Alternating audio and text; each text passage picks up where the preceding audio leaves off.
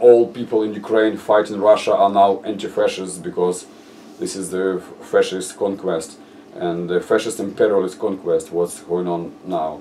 And if it's not stopped in Ukraine, it will go further. It will go to states of Baltic, and it might go to Poland or anywhere else. So that's the point. That's why many people from ideologically left-wing, that's why many of them went to the front to join this fight.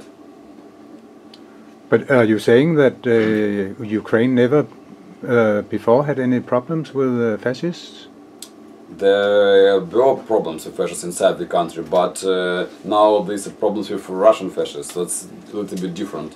We used to be confronted, we used to have street anti-fascist movement and some street fights and attacks on the concerts and on different demonstrations. So there were some conflicts, but we dealt with that, and it was fine. So and now it's very different scale to what's going on, and now thousands and thousands and tens of thousands of people who have no any political views, and they are suffering from what is Russia doing these days.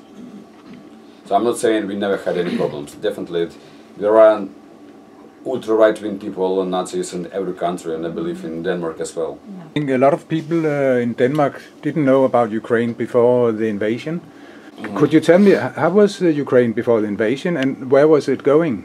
Well, I don't know. Ukraine was the same country like all other countries, like Poland, like Denmark. I mean, we can clearly see difference in exterior.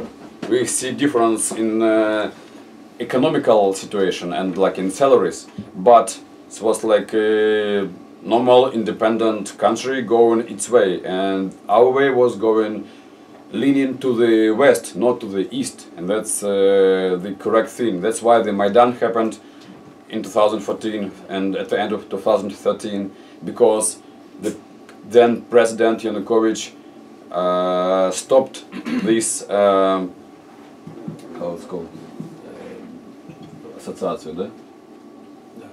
associations towards European Union. So, and he announced it will be going, but then he announced it will be stopped. So, and because he was clearly pro-Russian guy, and people didn't like that idea that Ukraine is going back to the Asian part of the world instead of going to the European way, and that's how Maidan started. And back then, Ukraine didn't have any wars, like never. Since 1991, when Ukraine got official independence after the breakdown of the Soviet Union, Ukraine didn't take part in any wars. So we didn't have any strong army, we didn't have any training, any heavy weapons. So we had the army, but it was more like a joke for everyone, because it didn't take part in any military actions and wasn't really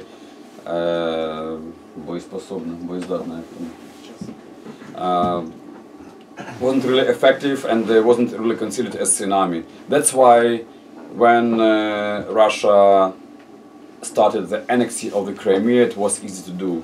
That's why when they started occupation of Donbass, it was easier to do. And now, 8 years later, the situation changed, because all these last 8 years, since the occupation of parts of Lugansk and Donetsk regions,